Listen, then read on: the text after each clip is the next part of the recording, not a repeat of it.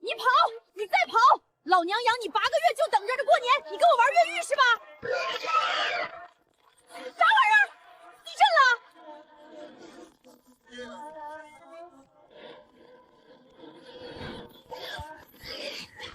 妈呀！可我的波棱盖，可我的胯骨轴，可摔死我了！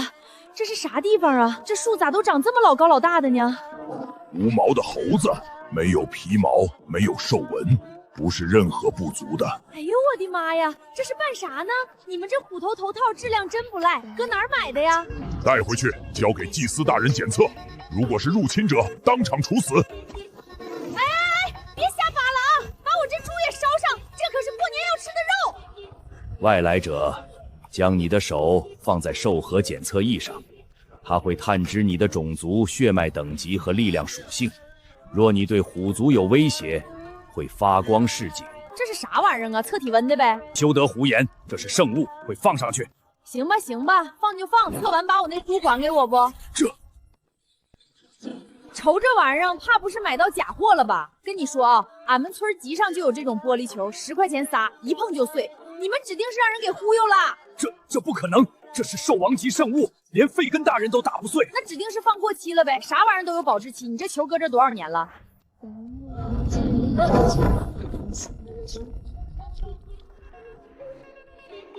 金渐层啊，这谁家猫啊？咋伤成这模样了？本王不是猫，本王是至尊纯血虎王费根。费根，看着挺废哈。那个啥，他说他是你们虎王。费根大人，您怎么变成这副模样了？契约成立，从此刻起，你是本王的专属仆人。本王若死，你也活不了，所以拼命保护好本王。我仆人？就你这还没我巴掌大的玩意儿，口气可真不小啊！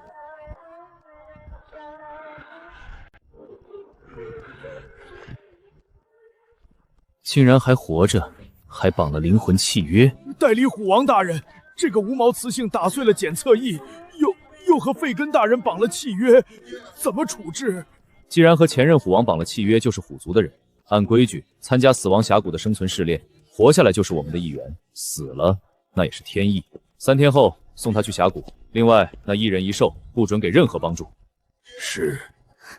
这破旮旯连口锅都找不着，亏我兜里揣着泡面，不然指定饿肚子。这猪也丢了，人也被困住，现在还多了你这么个金主大爷。什么东西？红烧牛肉面呗，你们这儿可没有，老香了。早前喂猪的时候，我还总偷偷泡1包吃呢。你竟敢用喂猪的食物来侮辱本王！本王宁可饿死，也不吃人类的垃圾。你确定？确定。咋样啊？老香了吧？本王只是不想浪费食物。这个世界物资匮乏，浪费可补，并不是因为好吃。行吧行吧，你说咋地就咋地。那明天还吃不吃了？吃。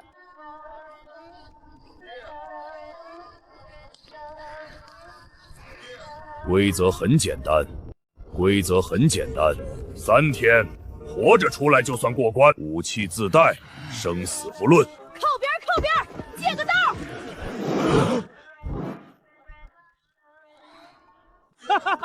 锄头，他扛着锄头进死亡峡谷是来种地的吗？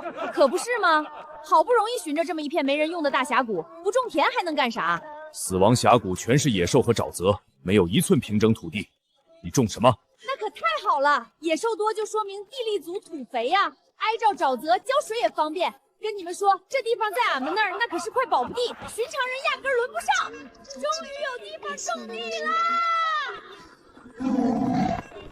！2阶黑蚁猪，快散开！哎呦妈呀，瞅瞅这膘，这腿，这五花肉，炖红烧肉能香迷糊喽！别跑，让姐好好稀罕稀罕你。就你这身肉，够咱吃1个月啦！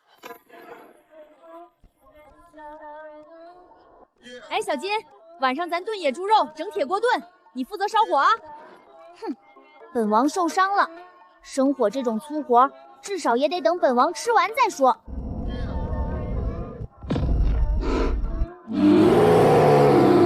林飞飞跟我等待。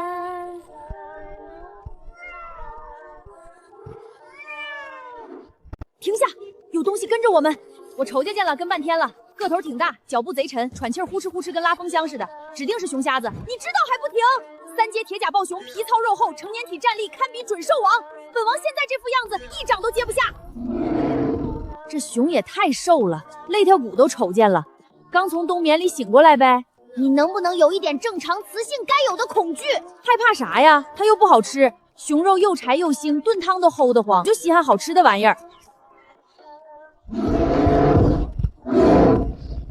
这玩意儿我本来打算留着种地用，算捡个便宜给你喽。你瞅，辣椒面配啥都管用。早前俺家猪圈进了熊瞎子偷猪，我就用这方法治它。他不会再来吧？不能，这熊记性贼好，吃过一回亏，往后见着我指定绕着道走。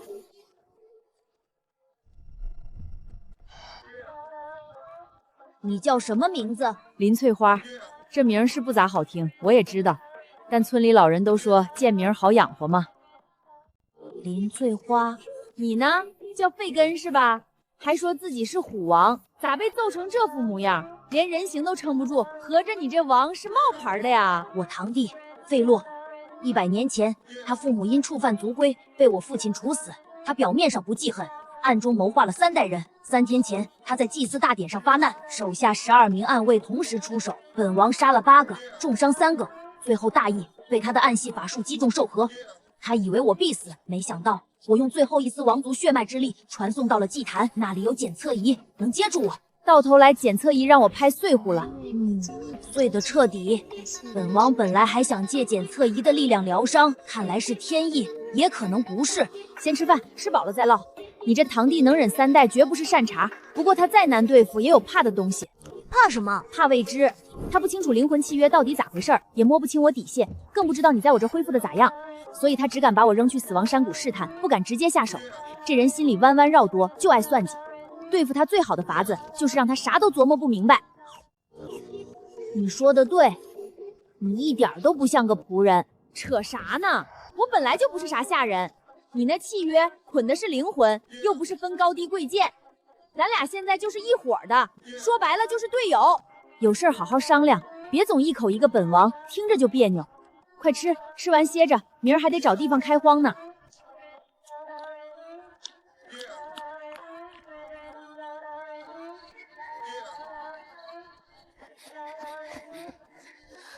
丰收之母，真的是他！狐族先知的预言是真的，必须告诉他费洛的秘密。费洛怕的不是契约，是白灵。装疯卖傻100多天，终于露出尾巴了。你怀里那本古卷，本代理虎王也很感兴趣。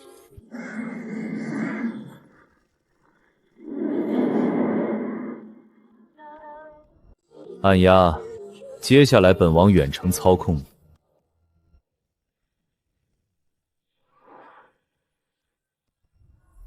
白灵，你全族37口都被我杀了，唯独你装疯逃脱，就连本王都差点被你骗过去了。可惜你今晚不该跑进峡谷，这里是我的猎场。把那本预言古卷交出来，我可以饶你一命，否则你的死法会比你族人更惨。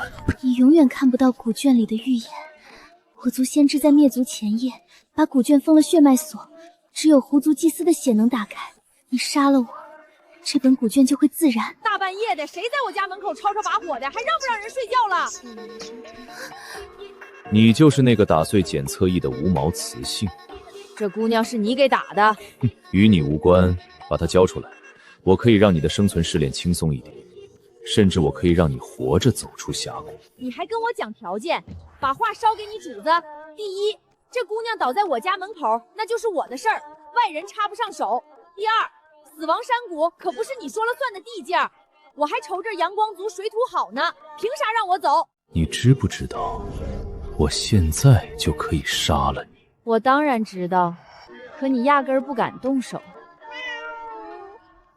你真能动手杀我，早下手了，派人盯我试探我，半夜还放黑鸟来吓唬人，还不就是摸不清灵魂契约到底有啥说道？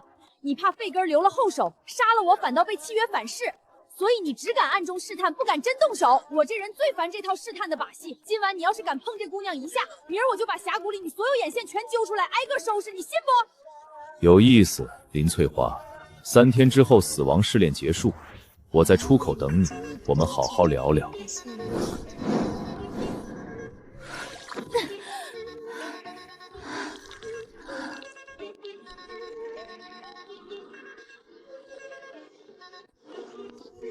大人，您看这幅图。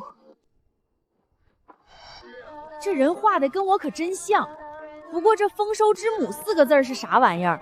听着咋跟老村长念叨的菩萨名号似的？不是菩萨，是预言。狐族先知在300年前就画下了这幅预言图，图上的女人是丰收之母，她会带来新的种植方式，结束受限万年的狩猎饥荒，所有部族都会心甘情愿跪在她面前。300年前的预言，狐族先知能看300年后的事。狐族先知在画完这幅图后当场衰老而死。狐族守护这本古卷300年，就是为了等丰收之母降临。唉，我说我就是个养猪的，你们信不？行吧，那就干。不过我有个条件，甭管啥丰收之母，都别给我下跪。想搭把手就干活，想吃饭就种地，有话敞开说，别整那些迷信的名堂。大人，您和预言图里画的一样，一点都不像个神。唠正题，费洛真正忌惮的不是契约，那到底是啥玩意儿？费洛的父亲是虎族旁支，母亲是暗鸦族兽人，这就是为什么他无法觉醒纯血王族之力，这也是他恨费根的根本原因。费根的血越纯，就越衬出他是个杂种，但这还不是他最大的秘密。说下去。费洛的暗系法术是从暗鸦族的死爪神殿偷学的，暗系法术有个致命缺陷，修习者的灵魂会逐渐和暗影融合。现在费洛还能维持肉身，是因为他体内那一半虎族血脉在支撑。一旦那一半虎族血脉被他自己的暗系法术侵蚀殆尽，他就会彻底变成暗影生物，没有形体，没有理智，只有对血肉的饥渴。他怕的不是契约，他怕的是时间，他在跟自己的血脉赛跑。那他到底在折腾啥？抢王位是想拿到能止住侵蚀的物件呗？对，虎族圣物纯血之源，它藏在虎族禁地的最深处，只有纯血王族能打开封印。费洛想强行破开封印，夺取纯血之源。费根还活着，他破不开，所以他必须杀我。但灵魂契约让他投鼠忌器，正好，咱就借着这段时间，他拿死亡峡谷试探我，我就搁这把地种出模样来。他想跟我耗，我就让他耗不起，明儿就开荒。3天过后，我非得让他站在峡谷口，瞅着咱这片菜地直发愣。丰收之母，看来狐族先知没告诉我，那座峡谷的土壤下面埋着上古时期的禁忌之物，种地种出来的东西会让你后悔来到这个世界。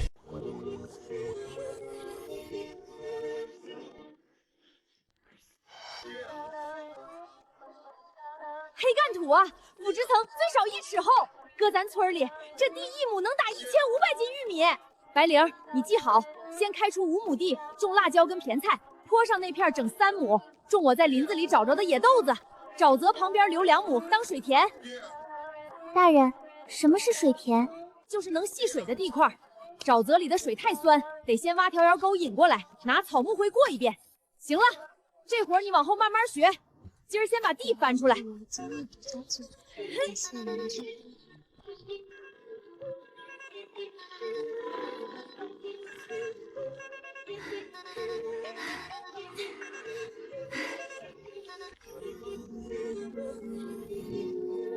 本王欠他的越来越多了。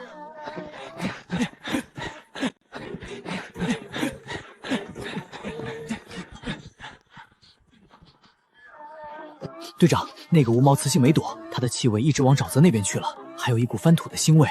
翻土？他真在种地？沼泽那边全是废地，种什么？队长，昨晚暗鸦大人来过峡谷，费洛大人似乎很在意这个雌性，我们要不要先下手为强？蠢货！费洛大人说了，监视为主，试探为放。他要种地就让他种，等沼泽里的瘴气一上来，不用我们动手，他自己就得爬出来求救。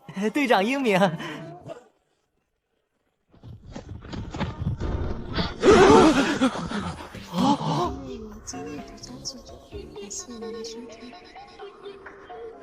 这进度瞅着还不赖，下午把水沟挖好，明儿就能下种。野辣椒籽我攒老多了，野蒜头也够种一笼。哎，你们几个杵在那干啥呢？林翠花，死亡峡谷的生存试炼考验的是战斗能力，不是种地。你这样属于消极应对，我有权取消你的资格。还说我敷衍，你长没长眼睛啊？你长没长眼睛啊？我一大早就起来整了2亩地，你呢？窝在被窝里呼呼大睡，到底谁偷懒耍滑？你什么你？我问你，咱兽人赤练到底讲究啥？不就是在死亡山谷活下去吗？那我种地咋就不合规矩了？种地能填饱肚子，吃饱了才能活得长久，这理儿说得通不？这什么这？再说你们兽人不都靠打猎糊口？打猎全看运气，种地可不一样，春种秋收，稳当得很。你跟我较劲，这不犯傻吗？队长，他说的好像有道理啊。你闭嘴！尝尝，这是野葱，生吃挺辣，炒肉那叫一个嘎嘎香。今晚你要是带人过来帮我翻2亩地，我管你们5个吃饭。铁锅炖野猪，还有昨儿剩的红烧肉，管够吃。你这是在贿赂队长？这哪算收买人啊？这叫互相搭把手。你不还得盯着我呢？蹲地头看着，总比躲树丛里挨蚊子咬舒服吧？你来不来？你来不来？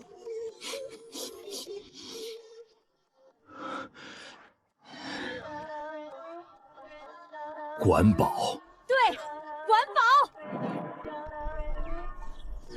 用食物策反狼族队长，有些手腕。看来丰收之母的预言有几分真。不能留他，去，把2号计划提前。今晚让峡谷里的2阶魔兽全部暴动，朝沼泽方向围过去。我要看看这个丰收之母面对兽逃时还能不能笑得出来。林翠花，种地是好事，可惜你脚下的那块地不是你以为的黑土，它是上古时期的封印地。你翻得越深，离真相就越近。到时候不需要我动手，你自己就会后悔。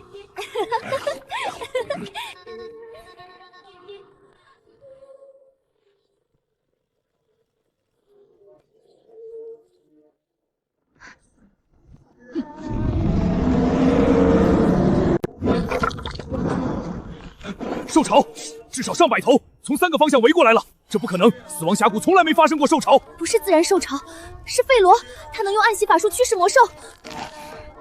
你赶紧歇着吧，就你这小身板，还瞎逞啥能？本王可以释放王族威压。释放完咋整？上次完事儿你直接昏了3天，这回再倒下，我可没空伺候你吃喝。赶紧坐下。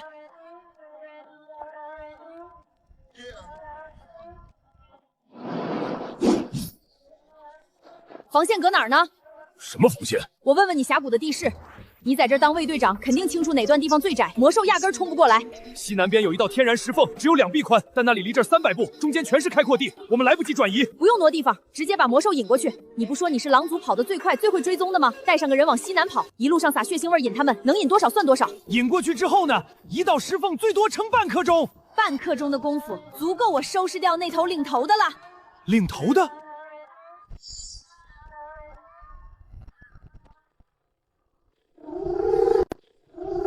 但凡兽潮都有领头的，干掉他，剩下的立马就散伙。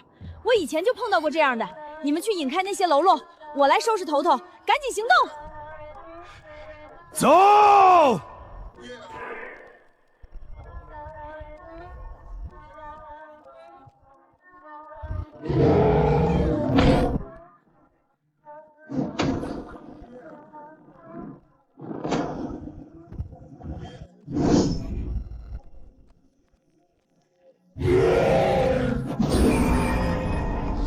敢欺负姑奶奶，我找死！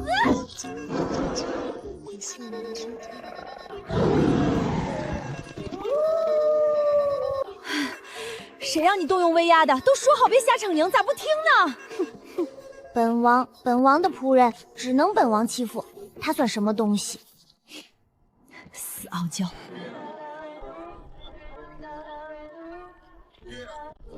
队长，从今天起，你就是我们的队长。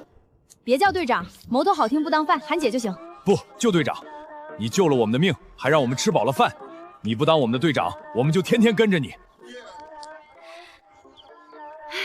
行吧，那就叫队长。先说下队规：头一条，不许乱咬人；第2条，早饭前先翻完2亩地。他在预言碎片里看到过这一幕，不是丰收的麦田，而是黎明前的山洞外，一群兽人围着一个满身是血的女人，心甘情愿低下头颅。和画上不一样，不是跪拜，是臣服。大人，预言开始应验了。啥预言？丰收之母的预言，但细节变了。狐族先知画的是所有人跪在麦田里，但他们没有跪您，他们叫您队长。暗影豹死了，兽潮溃散，狼族卫队长叛变，3个坏消息，一个比一个糟。不用再试探了，直接进3号方案，去禁地，把他脚下那块地里的东西提前激活。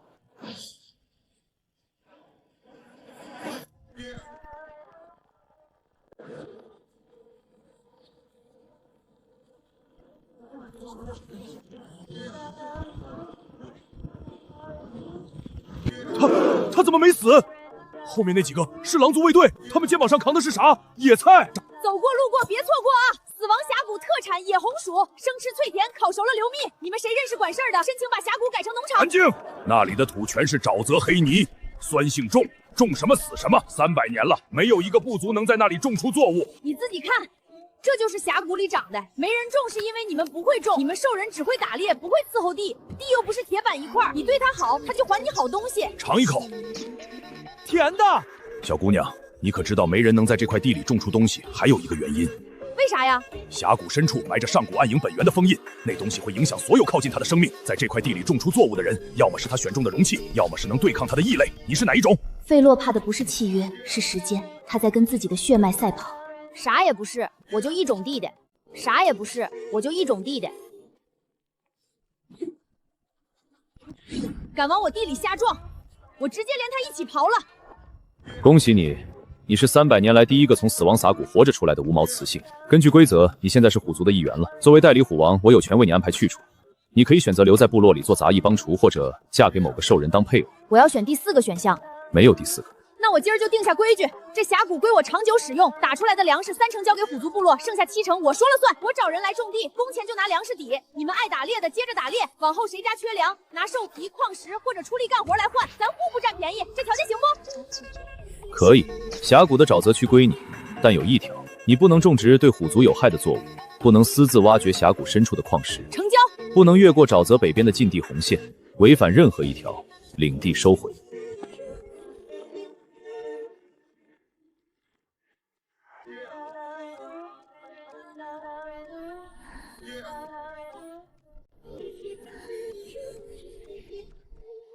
你今天太冒险了，当众和费洛谈条件，他有100种方式让你消失。他不敢，熊老三在这儿呢。那位熊族长老明摆着不向着费洛，当着这么多人的面跟我动手，纯属给熊老三递画饼。费洛这人向来能沉住气，才不会犯这种傻事儿。你到底是谁？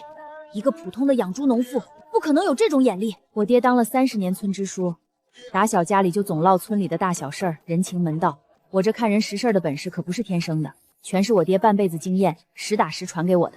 等本王恢复人形，第1件事就是揍费洛。第2件啥事儿？种地，本王帮你种地。没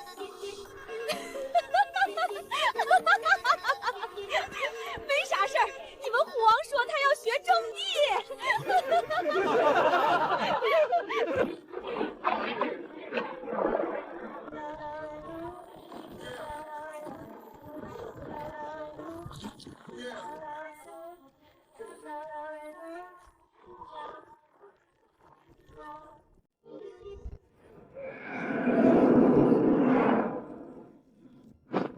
有动静，比上次那豹子还邪乎。白灵，赶紧躲棚子最里头。黑牙，带人把住门口，都举着火把，啥魔兽都怕火。费根，跟我出去瞅瞅，这玩意儿往地里钻呢，不是要走，是往土里头扎，不是钻地，是扩散，它在污染土壤。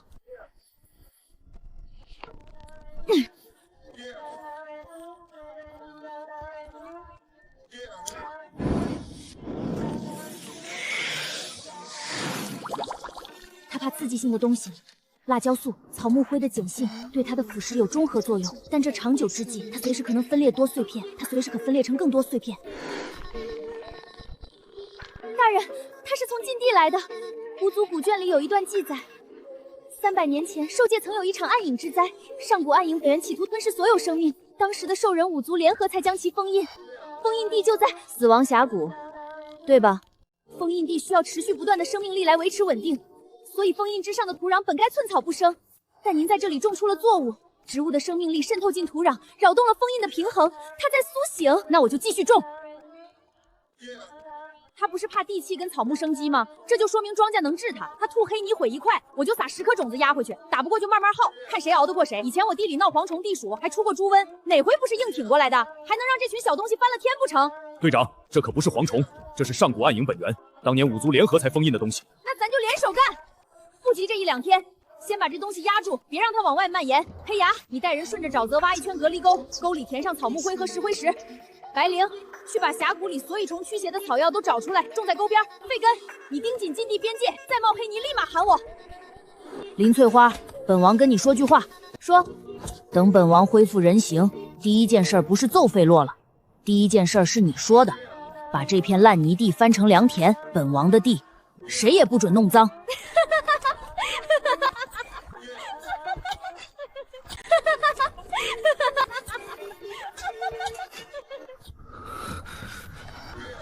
那个疯女人，她居然在跟暗影本源抢地，她知不知道那是什么东西？抢不过她，没有人能抢过她，只是时间问题。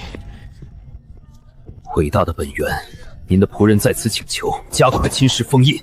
那个女人在您的封印地上种出了生命，请赐我力量，在她完全破坏封印之前杀了她。3天之内，封印必破。林翠花，你那么喜欢种地，就让你亲手种出来的作物变成杀你的凶器。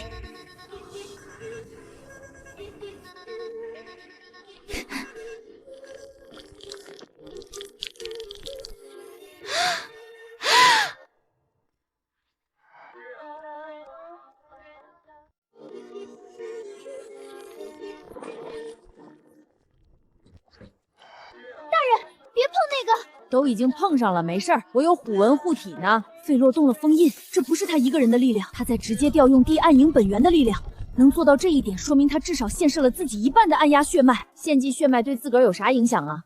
不可逆，献祭掉的血脉之力永远拿不回来。他在拼命，敢拼命就对了，这说明他也撑到顶了。白灵去熊族地界找熊老三过来，就说地里出了怪事儿，得让他过来瞧瞧。黑牙，把那些冒出来的黑苗全拔了，集中烧掉，灰埋到隔离沟最底下，再往上铺3指石灰。费根，我问你，要是底下那玩意儿真冲破封印，最先乱套的会是啥？土地，方圆百里所有土地都会被暗影侵蚀，不只是你的地，整个虎族部落的猎场、熊族的森林、狐族的旧土，全都那个时候种不出粮食的不只是你，所有人都会饿死。那还不简单，不让他冲破封印就完事儿了。他们说你种出了黑苗。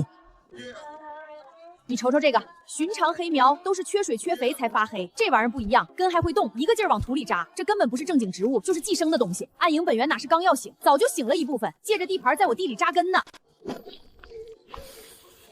300年前封印暗影本源时，熊族先祖留下过一句话：封印不会从外面被打破，只会从内部被腐蚀。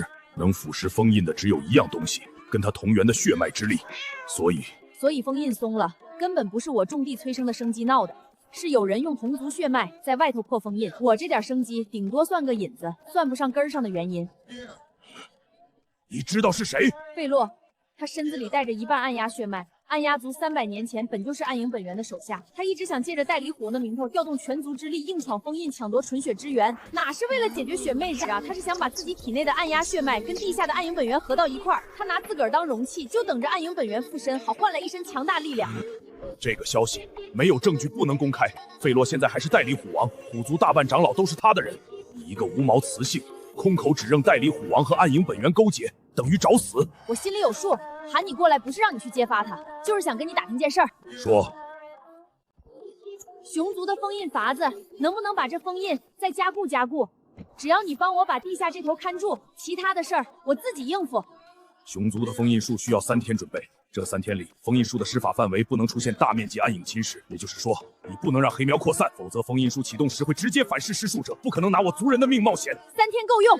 黑苗往外窜1寸，我就清掉3寸；他祸害1亩地，我就翻耕3亩。这3天里，地面上绝不会留一颗黑苗。费洛的密室里有一块黑色晶石，那是暗影本源的碎片。他之所以能调用封印里的暗影之力，就是靠那块晶石做媒介。碎掉那块晶石，他和封印的联系就会被切断。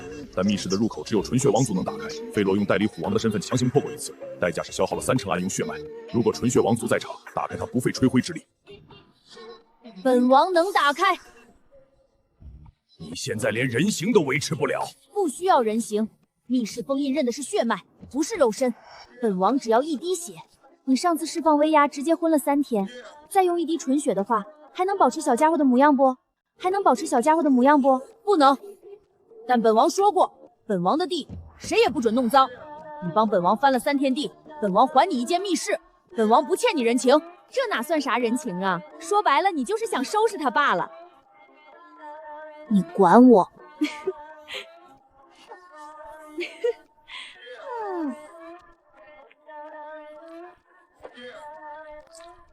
大人，你歇一会儿。不能歇，这东西1晚上能冒3茬，这会儿歇上一会儿，明早得多挖1亩地，就跟猪圈清粪似的。今儿偷一点懒，明儿就得加倍忙活。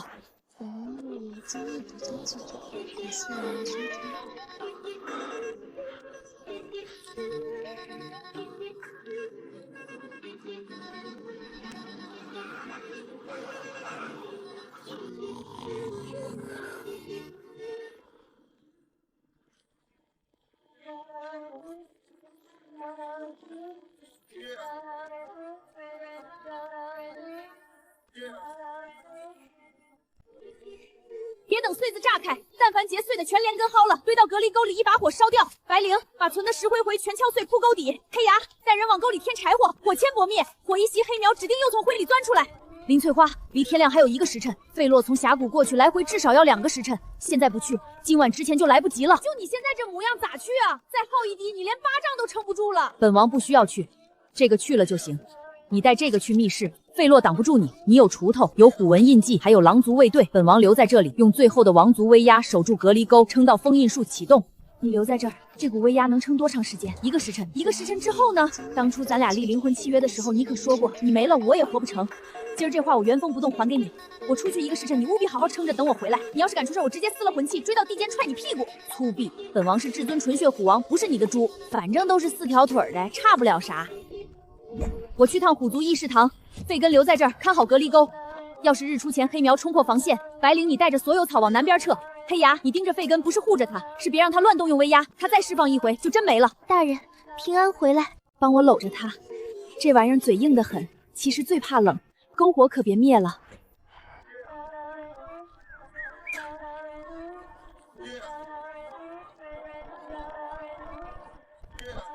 需要虎族王族的血才能打开。费洛上次强行破门，代价是消耗了30%血脉之力。队长，你的虎纹印记里有费根大人的血。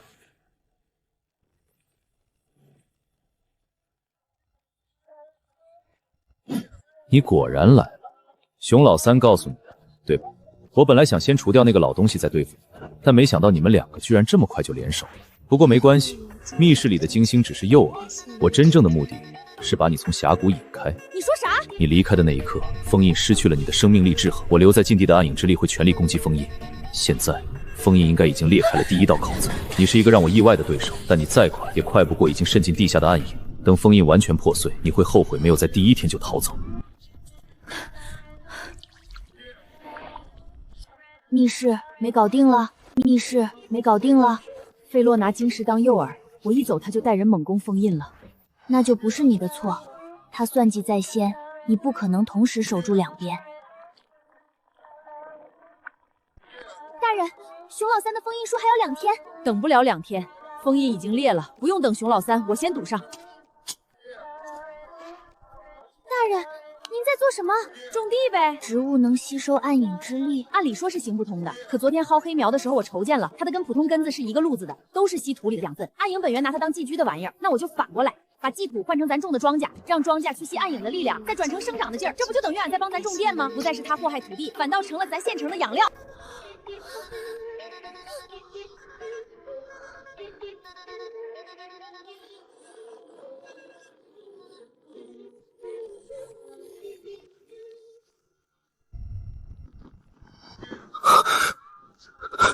不可能，这不可能！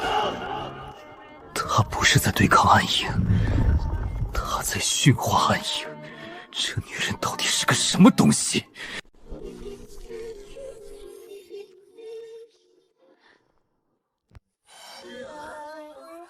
大人，这可是好东西，就是好东西，一小块金属，埋1亩地，地力能顶3年，比化肥好用100倍呢。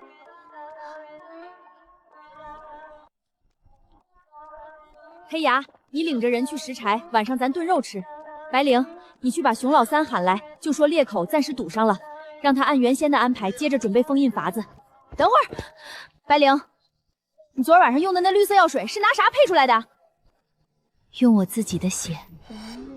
狐族祭司的血有净化之力，在灭族之前，我们负责守护封印。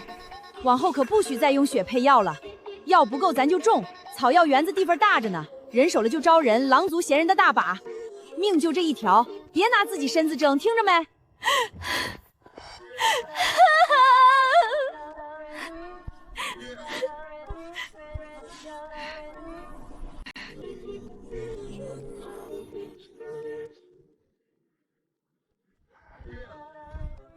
我活了快200年，没见过这种事。用红薯堵封印裂口，就算是熊族先祖的典籍里也没有这种记载。林翠花，你到底是什么人？我就是个养猪的，猪圈那点事儿跟对付封印差不大。老母猪下崽多了，奶水跟不上，就得想法子把泔水利用上。这暗影本源就跟泔水似的，稠着膈应，发酵好了就是上等肥料，关键就得耐住性子慢慢沤。封印术需要3天准备，这3天里，封印裂缝必须保持现在这个状态，不扩大，也不完全闭合。完全闭合的话，封印术无法锁死裂缝的位置，以后还会再裂。维持现状，3天后一次封死，但费洛不会给我们3天。他知道封印术一旦完成，他和暗影本源的联系就会被彻底切断。这3天里，他会不惜一切代价反扑。我等的就是这会儿，他不是想反扑吗？那就尽管来，别在背地里耍花招了，痛痛快快明着干一场，打完就完事儿。该种地种地，该吃饭吃饭，该吃饭吃饭。好，那就打。3天后封印术启动，这3天里，他们3人留在峡谷布置符印，我来负责把费洛挡在封印结界之外。费洛本人我可以挡住，他手下的暗卫和暗鸦族援军我挡不了。你有多少人？不多，但够用。还有本王纯血不够，脑子在。费洛的暗吸法术有规律，他每次施法之后需要3次呼吸的时间来恢复。那个间隙是他的破绽，本王可以帮你们找到这个间隙。妥了，那你就当军师。不过军师也得吃饭，锅里给你留肉了，赶紧趁热造。哼，本王只是在养伤，不是饿了。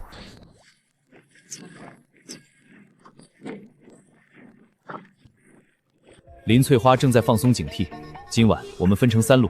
第一路，暗卫潜入峡谷，烧掉他的草药园；第二路，我亲自带队从禁地红线北侧突入，直接攻击封印裂缝；第三路，暗鸦在空中封锁，防止熊族援兵从空中支援。代理虎王大人，第二路是不是太冒险了？裂缝旁边有熊族祭司，还有那个无毛雌性，他手里那把锄头连4阶暗影豹都能打死。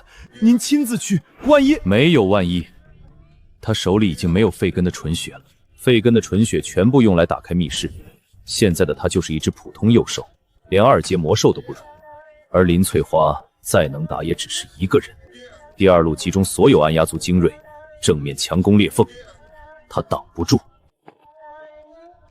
林翠花，你驯化暗影，我用暗影吞噬你，就看谁先撑不住。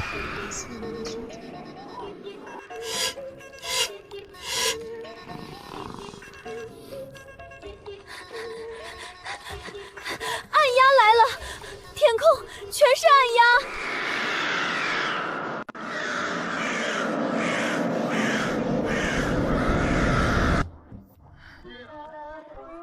白灵，草药园！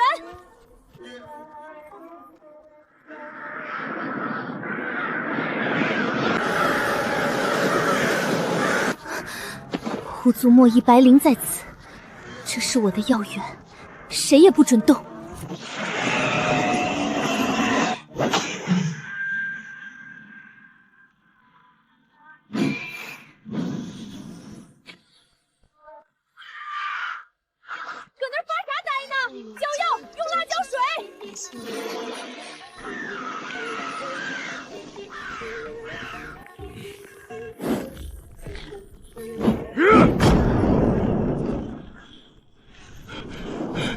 队长，炮灰储备只够半个时辰了。林翠花，你是第一个让我感到威胁的对手，但今晚威胁解除。你的草药园隔离沟撑不过半个时辰，你的熊族援军还在峡谷外面被按压封锁。哼，那你搁这磨叽啥玩意儿啊？麻溜整就完事儿了。俺家猪出栏前都没你搁这哼哼这么半天。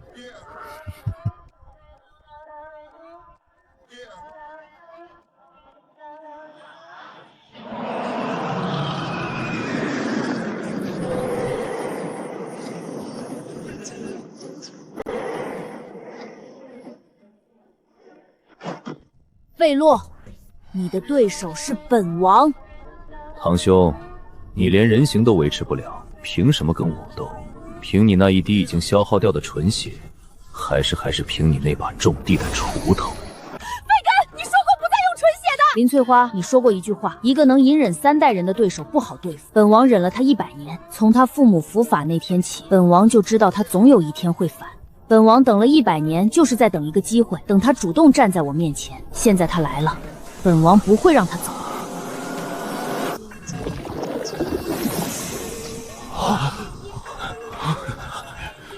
狼族卫队长黑牙效忠纯血虎王费根大人。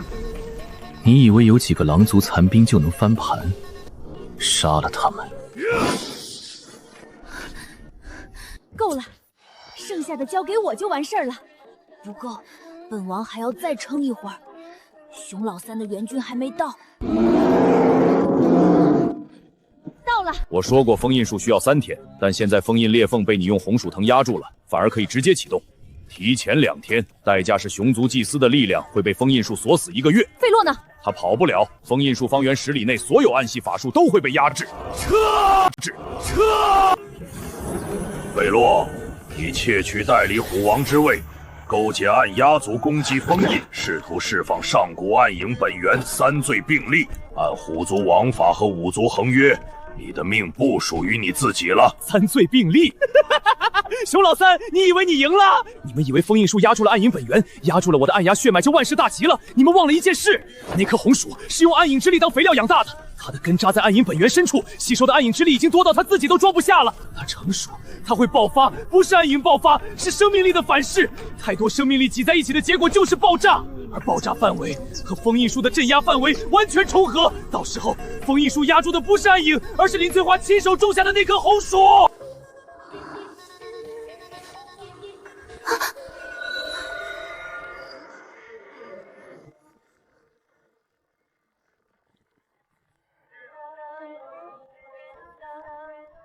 熊老三，你活了快200年，应该知道高密度生命力的爆炸意味着什么。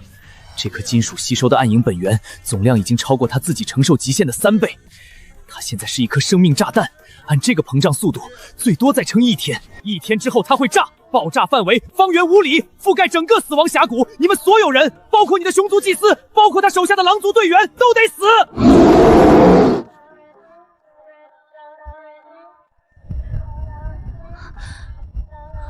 熊老三，他说的有几分真？全部。生命力的高度浓缩确实是爆炸性的。先祖典籍里有记载，300年前暗影之灾末期，曾有祭司试图用生命力直接冲击暗影本源，结果引发了波及整个峡谷的大爆炸。那场爆炸之后，封印才建立。现在的情况和那时候很像，但这一次的生命力来源不是祭司的献祭，而是这颗金属吸收的暗影本源，总量更大，也更不可控。那就现在把金属挖出来扔远点儿。来不及了！来不及了！这玩意儿根须钻石头缝老深了，跟暗影本源缠一块分不开。你但凡往外腰一下，根儿一扯碎暗影本源，暗影跟生机一块直接炸，两头一块发力，炸得贼快。那怎么办？就1天功夫，1天能干啥玩意儿？种一茬萝卜都赶腾不上，种白菜将就凑合，种红薯那指定来不及。但如果不往外拔，而是往里种，大人。往里种是什么意思？它那根不都跟暗影本源缠一块了吗？那咱就别动它根子，搁它旁边再栽颗别的玩意儿，靠新长出来的根织层网，把金属的根全裹严实，生命力往外窜的时候就能被这新庄稼兜住，再转一遍劲儿，稀释到没啥危险的程度，再引到地面上去。说白了吧，就是给它整个厌氧压。厌氧压是什么东西？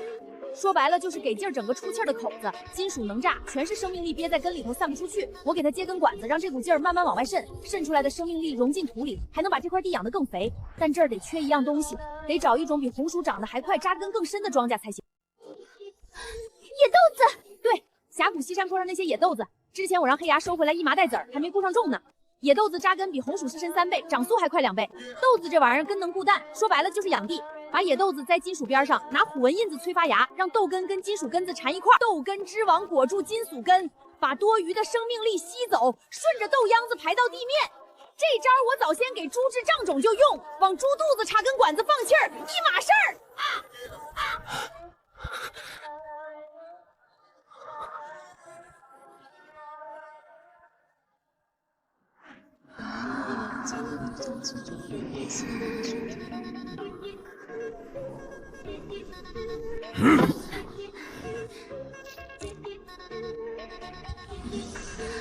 黑牙，带上你手底下那帮人，顺着裂缝一圈刨6到8个栽种的坑，每个坑刨1尺深，坑跟坑隔3尺远，别刨多了，根子挤太密，反倒织不出密实的网。白灵，拌好的土每个坑底下铺1寸厚，千万别摁实乎，就得松它点。豆子根往下扎，碰到松土就分叉，分的叉越多，织出来的网越严实。熊老三，接着稳住封印术，把暗影本源摁住，别让他这功夫反扑上来。费根，你就老实搁那趴好，一动不许动。本王还可以。在这副德行，半滴血都挤不出来，老实在边上喘气儿，就算帮大忙了。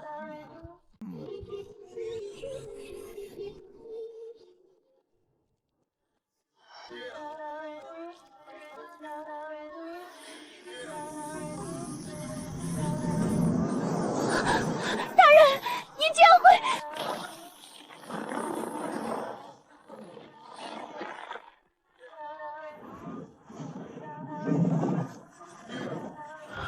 真的做到了，他在用野豆子给封印装阀门。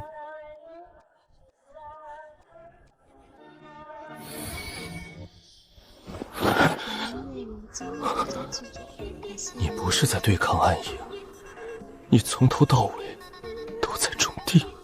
你光觉着暗影本源是对头，封印是家伙事儿，生机跟暗影天生不对过，所以你寻思要么死死压住他，要么被他吞喽。可你压根儿没琢磨过还有第3条道。暗影跟生命力哪分什么好坏，全是地里自带的玩意儿。土酸了就撒石灰，捡了天草木灰，沙子多就穿河泥，土发黏就兑沙子。你手里那块晶石是纯暗影，封印底下那团本源也全是暗影，单拎出来可不就是祸害吗？可要是把它跟生机掺一块儿，就成了我这金属。金属就是暗影跟生机掺合出来的新东西，不长那种发黑的秧子，结出来实打实能当粮食。你拿它当炸弹，我拿它当种子。你算计3代人，满脑子就寻思报仇、守血脉、抢王位，可你压根儿没琢磨过，真把王位抢到手又能咋的？这片地界能养活你手下这帮族人吗？峡谷那黑土能种出粮食不？到冬天兽人没肉填肚子，老的小的活活饿死，那王位能当饭吃？你争争斗斗100年，连这点事儿都不往心里去，输那是你自找的。代理虎王费洛3罪并立，按王法，费寿和勇士囚禁于禁地封印之地，那里正好缺一个看封印的人。你体内那一半暗压血脉就留在封印里滋养暗影本源吧，反正你本来就打算和他融合。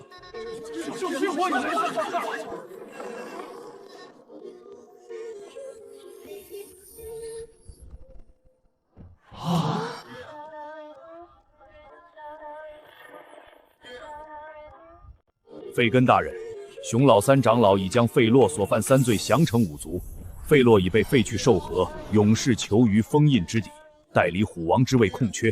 按虎族王法，您是本族唯一的纯血继承人，理应立即复位。本王现在的状态，你们都看到了，本命精血耗尽，人形恢复遥遥无期，也许连一辈子都只能是人形斗这副模样，你们甘心？纯血就是纯血，阳性是问题。残酷费洛被除，如今复位是众望之举。不必了，本王宣布，虎族王位暂不设正王。由虎族长代行巡王位至常堂事务，但不临朝。重大决策，本王恢复人形以后，经5族联合废复位之事。大人，这不合法度，虎族从来没有不设正王的先例。那就从今天开始有。本王还活着，纯血未断，这就是最大的法度。谁有异议？虎族联合会议需要1个人来主持。费根大人既然不临朝，谁来做这个召集人？林翠花，你说啥？死亡峡谷的灵丰收之母预言的竞验者，击败费洛的指挥官，这还不够格吗？你不是最擅长管事儿吗？这些人交给你，本王放心。合着你就是寻思让我给你跑腿出力呗？你往我肩膀上一趴，啥活不用沾手，名头反倒比谁都响亮。费根，你可太精了！本王是在给你机会，别人求还求不来。行吧，不过我有个条件，说行。那死亡山谷以后就全归我，种出来的粮食2成交给部落，剩下8成我说了算。各个部落想派人过来学种地都行，不收学费，但吃食得自己带，不许耍滑偷懒，不许打架闹事儿，更不能糟践我地里庄稼。谁要是敢犯规矩，直接拿锄头收拾他。领主大人的条件合理，完全合理。行，就这么定了，没啥别的事儿，都散了吧。我今儿还有2亩地没浇水呢。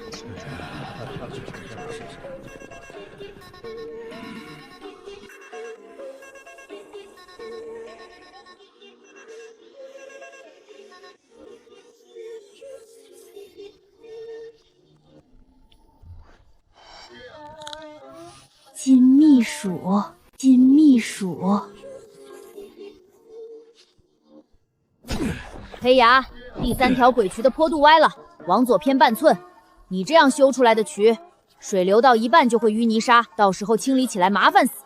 大人，您能下来帮着挖吗？就挖2下。本王在养伤，养伤期间不能从事体力劳动。这是他那心思，就是想上手整，可浑身没劲儿，动不了，只能搁那儿光动嘴。让他絮叨去，咱别搭理他。大人，虎族部落那边送来了一批新的学员，说是来学种地的，有熊族的，也有豹族的。但有个问题，他们都不识字，看不懂我画的种植图。我想开一个识字班，教基础的古兽语读写，可以吗？那有啥不行的？识字班不光教认知写字，先把不许干仗这4个字给他们刻脑子里。之后再教锄头、子种、水、肥料这些词，再教他们算1亩地能打多少粮食。就咱这几个人，累死也开不完兽界这些荒地筷子。白灵，白灵，往后这识字班就归你管，你就是咱峡谷农场管教书的头，待遇跟黑牙齐平，管吃管住，每月再多给你10斤金秘薯。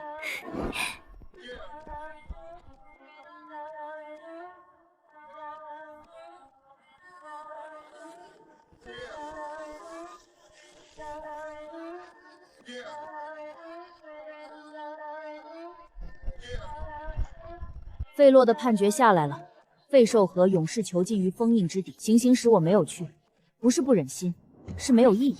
他已经被你打败了，不是身体，是心里的那口气。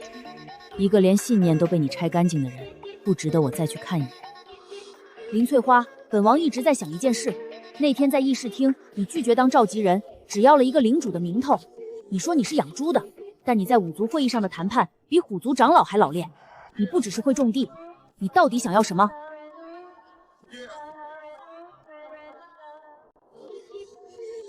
我就想让大家伙都能吃饱饭。种地可不靠天，全靠人肯干。你往地里下多少力气，地就还给你多少粮食。这兽氏地界这么大，荒地筷子到处都是，可没人愿意种。你问我图啥？我就盼着有那么一天，不管是哪个部落的兽人，啥血脉都无所谓，到冬天再也不用挨饿。管他是虎族、狼族还是熊族，但凡能填饱肚子，谁还闲得没事干仗啊？林翠花，等本王恢复人形，帮你种地，不只是番鸡，把所有的荒地都上粮食。你种地，本王替你守地。妥了，我等你变回人形。不过没恢复之前，先帮我把明儿的红薯都起出来。起红薯不用费啥劲儿，你就在旁边盯梢，谁敢耍滑偷就拿尾巴抽他。哼，本王的尾巴岂是监工用的？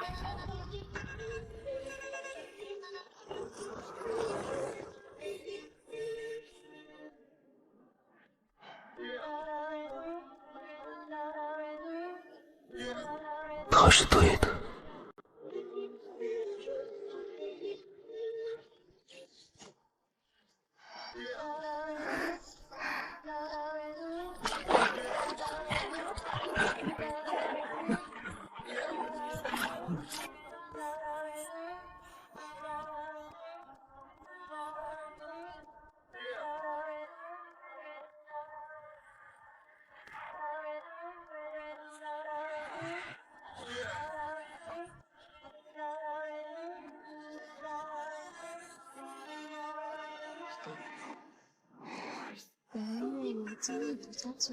感谢您的收听。这是沙土壤，透水透气贼好，种萝卜白菜最合适。黑牙，下午带着大伙儿把这块地圈上，先翻3遍土，晒上3天，底下再铺层草木灰垫底，等开春地皮一化冻，直接就能下籽儿。领主大人，有人入侵猎场，不是魔兽，是兽人，南边来的，至少50个，全都骑着角马，装备精良。他们说是蛇族的人，但蛇族和我们有盟约，从来没有派兵进过猎场。领头那小子是谁呀？一个蛇族女人，全身黑鳞，眼睛是红色的。她说她要见你。她说丰收之母偷了属于暗影的肥料，她是来讨债的。红色眼睛黑鳞蛇族，蛇族没有这个特征。蛇族的鳞片是青灰色，眼睛是琥珀色，红色眼睛是暗鸦族的变种血妖蛇，暗鸦族和蛇族的混血后裔。300年暗影之灾时，曾是暗影本源的先锋部队，战后被5族联合驱逐到南边的不毛之地。他不是蛇族使者，是暗鸦族残部。丰收之母久仰，我叫血莲，暗鸦族遗首首领。从血缘上说，费洛是我的表兄。你表哥刚让我收拾进去蹲着呢，你也想进去跟他作伴？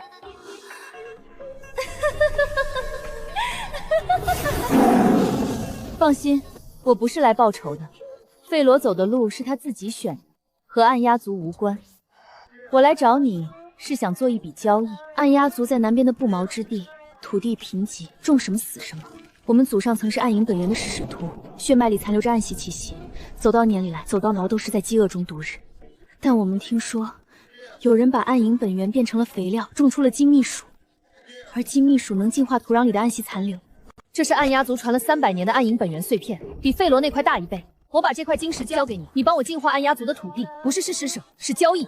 我们愿意拿出30%的土地种出来的粮食作为报酬。暗鸦族不想要王位，不想要复仇，我们只想活着。你刚才说金秘薯能清干净地里剩的暗影劲儿，这话谁跟你说的？费洛，在他被抓之前，他给暗鸦族传了最后一封信，信里说，如果他输了，让我带着这块晶石来找你。他说你会答应，因为你眼里没有敌人，只有肥料。这买卖就这么定了，晶石我收下了，你回去跟暗鸦族那帮人捎话。3个月之后带辎种和会种地的人手往南边去，不是去可怜接济你们，是合伙搭伙过日子。但有一条规矩，暗鸦族往后不许掺和任何部落打架闹事儿。你们踏实实的开荒种地，哪片地净化干净了，粮食就种到哪块。要是有旁人找你们茬，尽管来找我出头。暗鸦族一步，领受丰收之母的恩典。大人，这块晶石加上费罗密室里那一块，一共2块。预言里说，4块晶石聚齐，暗影本源的本体就会苏醒。那不是封印地下的碎片，是真正的上古暗影核心。300年前的封印，封的不是全部，只封了2/3，剩下1/3被暗鸦族分成4块碎片带走了。费罗那块，血莲这块，还有2块，不知道在哪儿。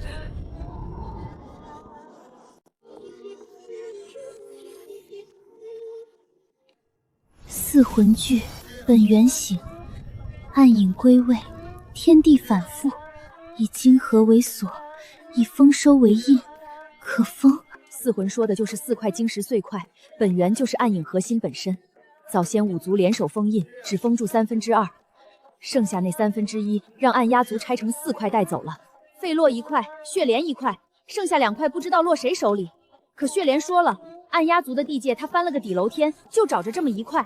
另外2块，说不定在当年跑散的暗鸦旁支手里，也有可能300年前就让别的部落给捡走了。纯血之源在禁地最深处，禁地的封印钥匙是王族血脉之力，本王现在没有。但这幅图下面那句话，以金河为锁，以丰收为印，金河是什么？丰收之印又是什么？金河，在古兽语里是经过驯化的粮食作物的意思。结合预言图，丰收之母种出的第1茬圣粮，可以做成封印暗影的媒介。也就是说，大人种出来的金秘薯本身就是能克制暗影本源的封印材料。拿金河当锁，就是拿金秘书做封印的引子。那以丰收为印，到底是啥意思？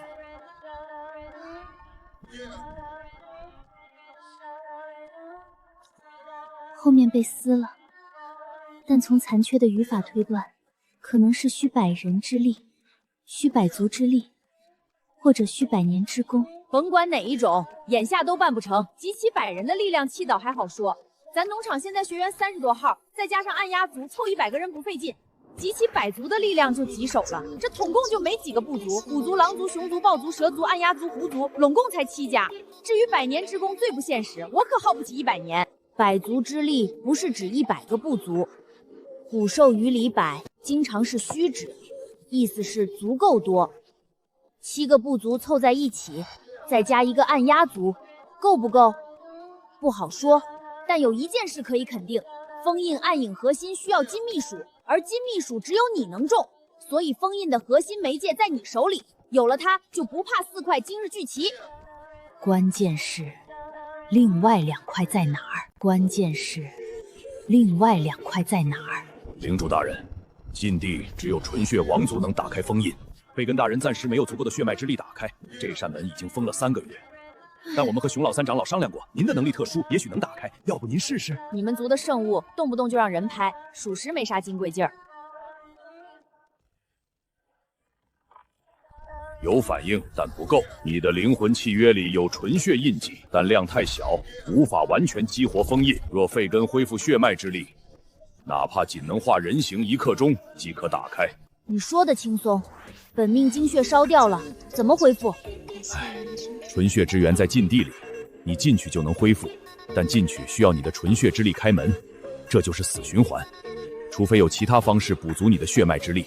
外力补血只有一个方法，契约方献祭自己的生命力，也就是说，林翠华必须要主动用她的生命力喂养你的血脉之力，而且不是平时被动输送，是主动献祭。献祭的量大概等于她半年种地消耗的体力总和，也就是说，她有半年会虚弱的拿不动锄头。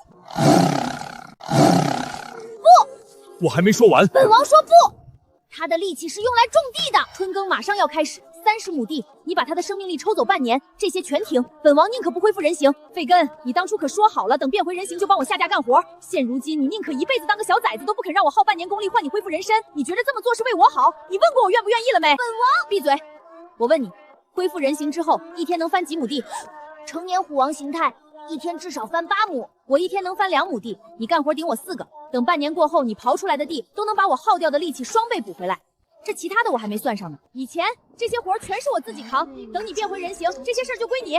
一个人硬撑和2人一块分担，哪个省心我还不知道吗？你算术是体育老师教的吧？半年，只能半年，多1天本王都不答应。妥了，这事儿就这么定了。献祭开始，林翠花，你主动将生命力通过契约注入费根的兽核，过程会有痛感。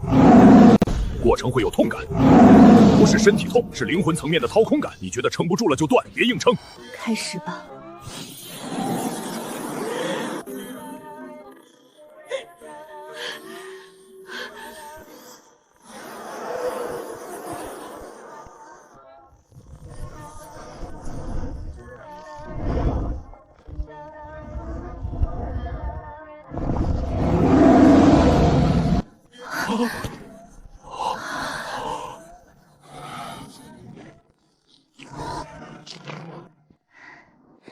行啊，长得比我隔壁二大爷家小子还精神，这么些日子没白喂你。半年，本王帮你翻地，翻不完，你揍本王。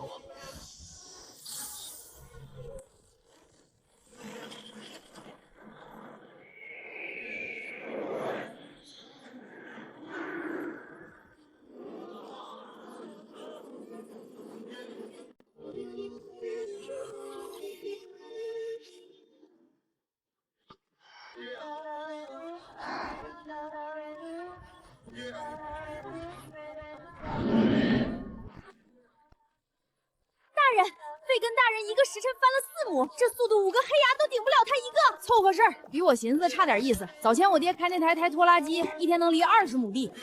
拖拉机是什么？这玩意儿就是不用吃也不用歇着的铁牛。你接着犁地，等把这块地烫完了，我再跟你好好唠唠地嗑。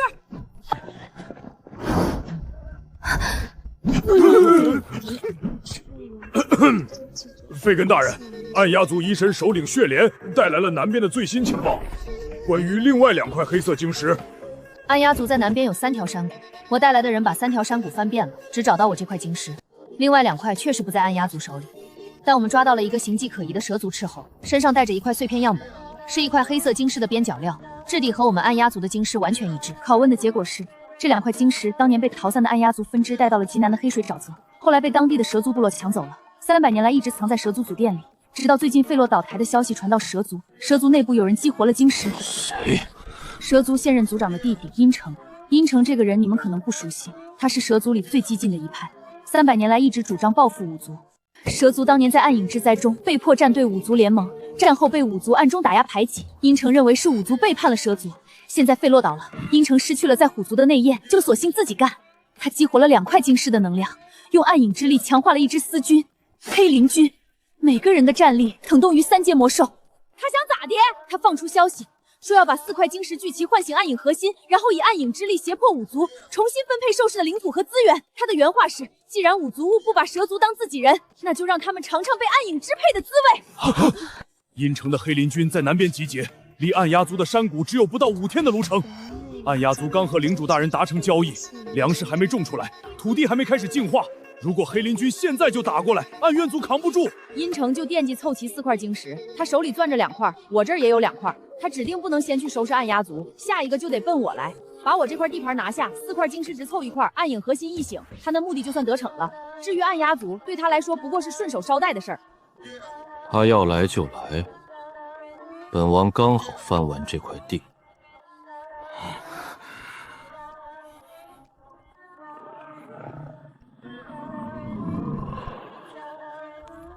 先祖在上，废根不孝，在位200年未能振兴虎族，反遭暗算，本命精血耗尽。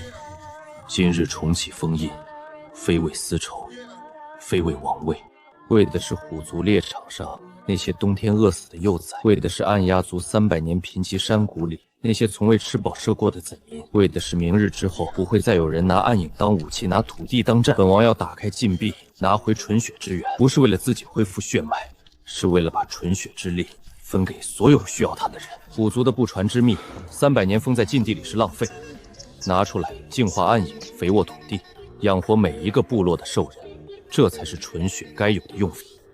若先祖不允，本王就此退位，永世不进禁地。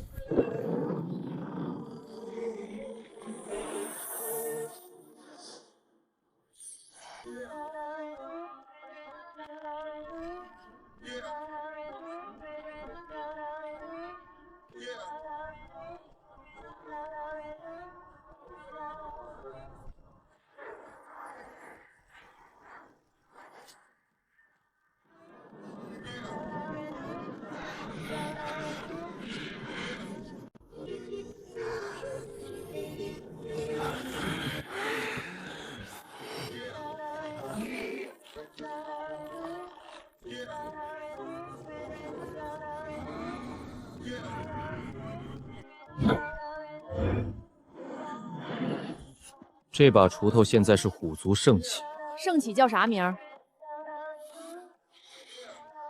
破案。废根，你真恢复人形了，还用锄头当武器？难怪虎族在你手里衰落了200年。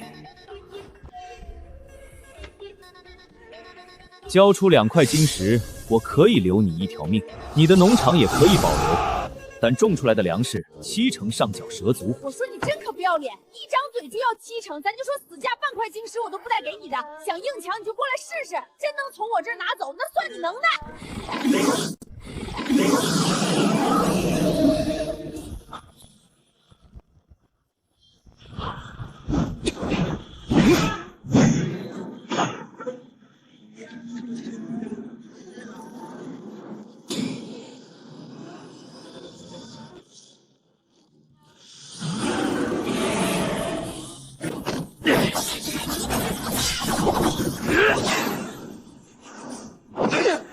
2块晶石在手，暗影共鸣。你以为只有费罗会献祭血脉吗？大人，那就是暗影核心本体的投影，它是碎片共鸣时召唤出来的本体虚影。如果玉影在这里凝视，不用4块晶石聚齐，它也能直接吞噬周围所有。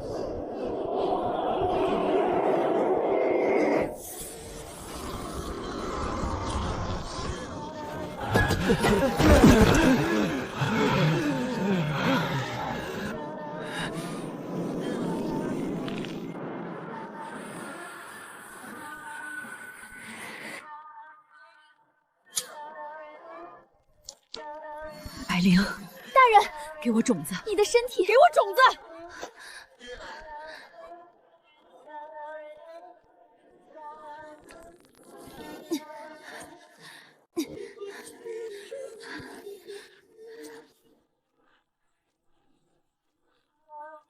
林翠花，退后！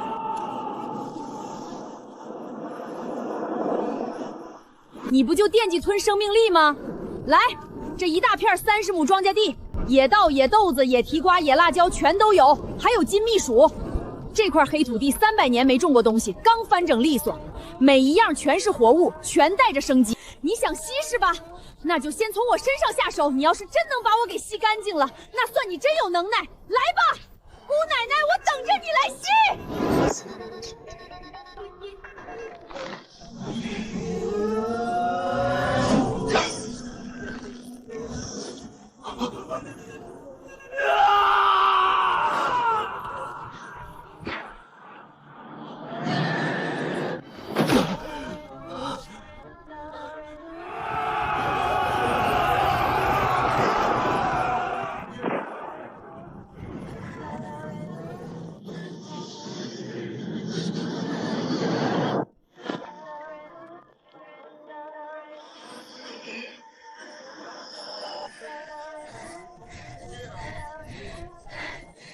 4块齐了，正好够给整片峡谷上一次底肥。四魂已聚，本源将醒。按照预言，暗影核心完全苏醒后，会吞噬方圆百里所有生命力，不是杀死，而是吞噬。土地变成死土，水源变成死水，植物、动物、兽人全部变成它的养分。300年下5族联合封印的，就是这东西的完整形态。当时封印的代价是2成的联军战死，3族祭司献弃了生命。现在晶石碎片刚聚齐，本体未完全苏醒。预言里说的金核为锁，以丰收为印可封。金核是金秘术，丰收之印是什么？查清楚了吗？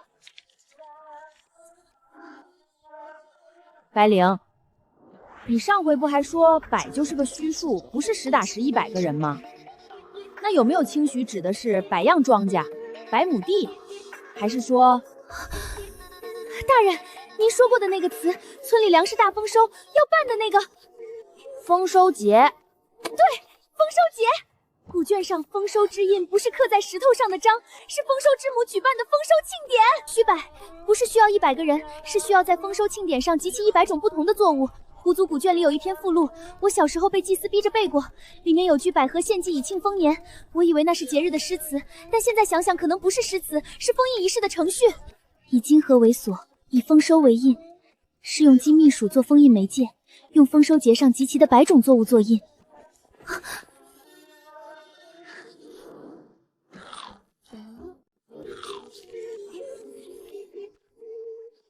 撑死不到30样，就算把峡谷里头所有能吃的野生秧子全算上，能凑够50种都算烧高香。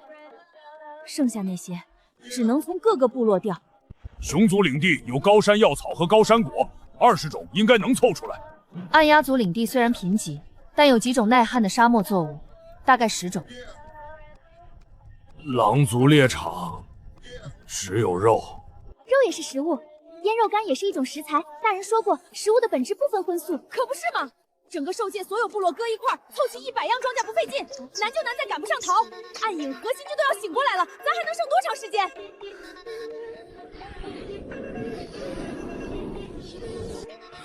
？1天，最多1天半。这团黑色火焰完全成型之前，必须启动封印仪式。就今儿个办！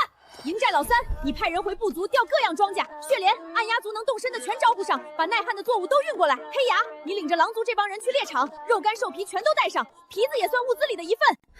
白灵，你去把所有学徒都喊回来，农场库房存的庄稼每样拿一份，籽儿也都烧上。费根，你跟我去封印裂缝一趟，金秘书得献花，挑吸收暗影劲儿最重、生机最速的那一个，拿来当封印的引子。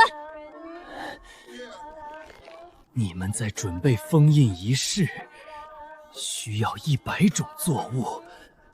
咋的？你们蛇族还有啥特产不成？蛇族祖殿藏有30种300年前暗影之灾前的古作物种子，为灾前蛇族所藏。彼时蛇族尚为农耕部落，非狩猎。5族打压后，蛇族从此弃耕从猎，种子300年无人再动，也无人会种。你真舍得往外拿？你赢了。黑林军溃败京师在你手里，暗影核心马上要苏醒。如果封印不成，蛇族领地也在吞噬范围内，我的人也得死。你种地养的不是自己人，是所有人，连暗鸦族那种敌人都能拿晶石换你的净化土地，蛇族凭什么不能？你是领主，这种决定不需要问我。给你一个时辰，回蛇族祖殿取籽儿去，能拿回来，来年峡谷农场帮你们蛇族整春耕试验地；要是拿不回来，往后种地你们蛇族自个儿想招。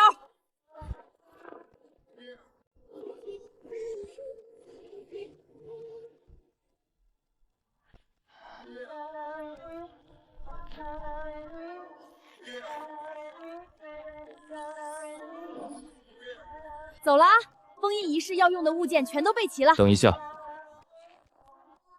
这是啥玩意儿？预言里说以金核为锁，以丰收为印。金核是金秘术，但封印需要的不只是媒介，还需要一个仪式性的印记。丰收之母举办的丰收庆典是仪式，但仪式需要一个具体的印。这布条是用纯血凝成之物，绑在母鼠上，它就是丰收之印的物理载体。这样一来，封印仪式的所有要素就齐了：结界、印记、祭品、主持者、见证者。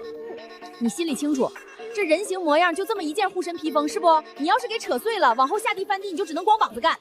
哼，无妨，虎族圣匹破案锤头在手，本王不需要护甲。妥了，那咱走，张罗丰收节去。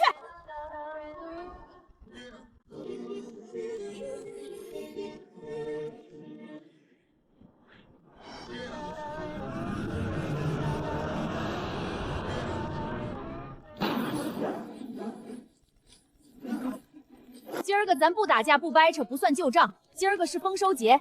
丰收节的意思是地里庄稼都收完了，大伙凑一块吃顿热乎饭，吃饱喝足，来年接着下地忙活。但今儿这顿饭可不是白吃的，吃完就认一个礼。打今儿起，整个寿氏不分仇家，就分还没学会种地的旁人。拿金核当锁头，拿丰收当印寺，百样庄稼当贡品，万千野兽来做见证。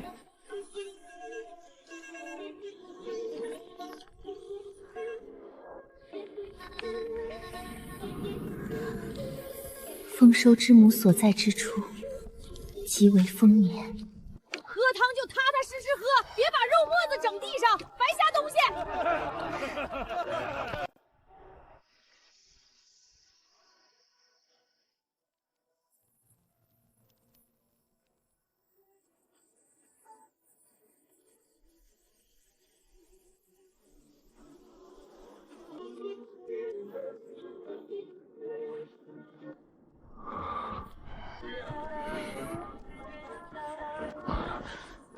大人，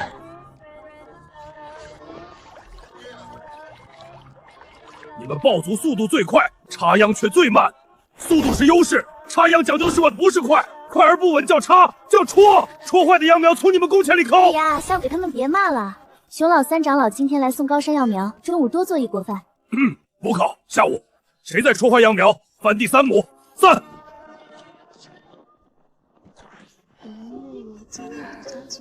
感谢您的收听。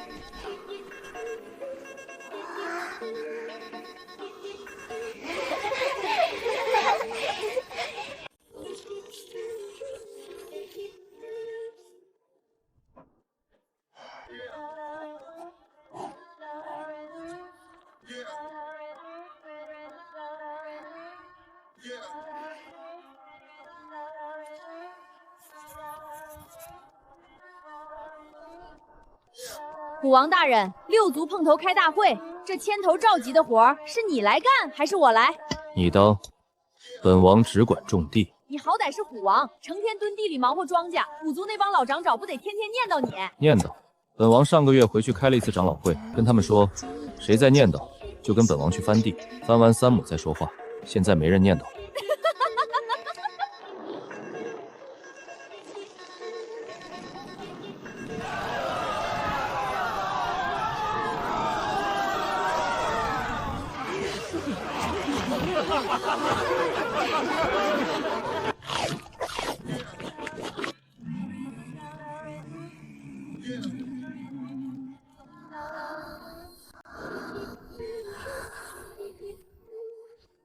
丰收之母所在之处，即为丰年。1年前你问本王想要什么？本王说帮你种地，现在地种完了，300亩，不够。你还想多种点儿？兽界很大，守着荒地饿肚子。我是虎王，王土上的荒地都该种上粮食。300亩不够，咱就整3000亩；3000亩不够，直接够3万亩。你负责翻地，我来撒籽儿。但是有个条件，这块地得由你来起名。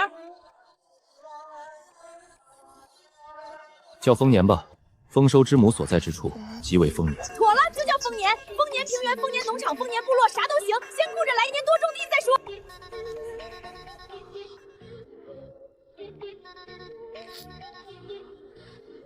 我爷爷说你走之后，蛇族才会原谅五族。我说你根本没走。从今往后，兽县没有敌人，只有还没学会种地的人。从明天起，古卷不再叫预言书，叫历史书。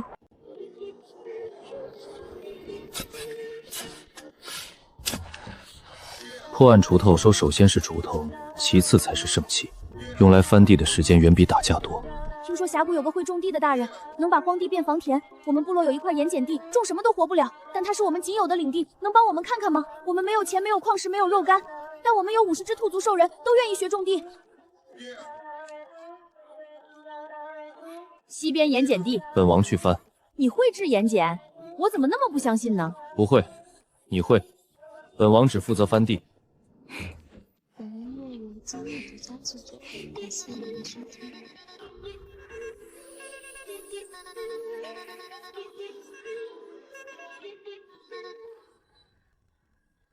先祖在上，废根来兑现承诺。2年前，您给了我1/3的纯血之源，让我用它净化了暗影核心，建起了丰年平原。现在丰年平原已成，5族联盟已扩为7族，但兽市还有无数荒地在等人翻，500亩不够。我需要更多的纯血之力，不是为了恢复王位，不是为了打架，是为了翻地。西边的盐碱地，北边的冻土，南边的沙漠，东边的沼泽，每一块荒地都需要有人去翻第一处，让纯血之力从禁地里走出去，分给每一个愿意翻地的人。纯血不再是虎族一族的传承，是兽界所有荒地共同的种子。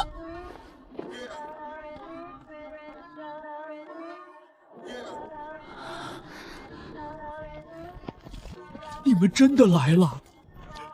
我写信的时候没敢想，真的会有人来。主要是钙盐掺着一点镁盐，板结的土层差不多3寸厚，底下就是正常的淤土。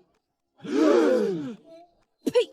排水坡还行，最头疼的就是缺水。改良法子这么整：先挖深沟，把盐分排出去，再撒石灰石粉中和镁盐，之后先种金蜜薯打头阵。它根子能扎透钢板土，薯块吸进去盐碱，还能自己生成耐盐碱的物质。种1茬金蜜薯，地里盐分能减半；第2茬改种野稻，第3茬再正常种庄稼，用不上3年，这块发白的碱地就能养出黑沃土。这年地能从白色变黑色。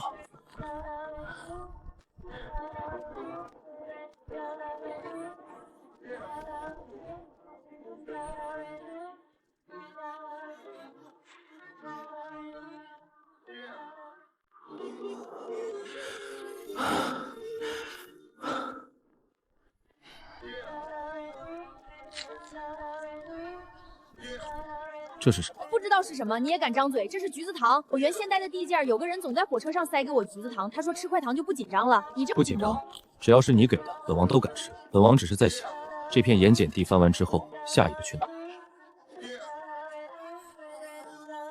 我们先往西跑，西边翻完再往北，北边完事再往东。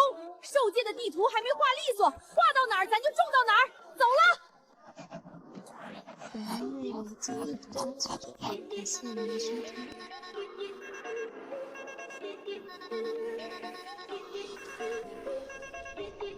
我来兽界都5年了，啥打架、法术、封印术我一样不会，可我会种地。种地这玩意儿不用啥天分，不用啥高贵血脉，更不用低3下4求人，你就弯下腰，把籽儿埋土里，浇水上肥，再给它点功夫，它指定能长出粮食回报你。兽市地方老大了，荒大块就有的是，咱就接着种，一直种到天底下没人挨饿拉倒。想念我的家乡大东北了，真想带他们去我的家乡瞅瞅。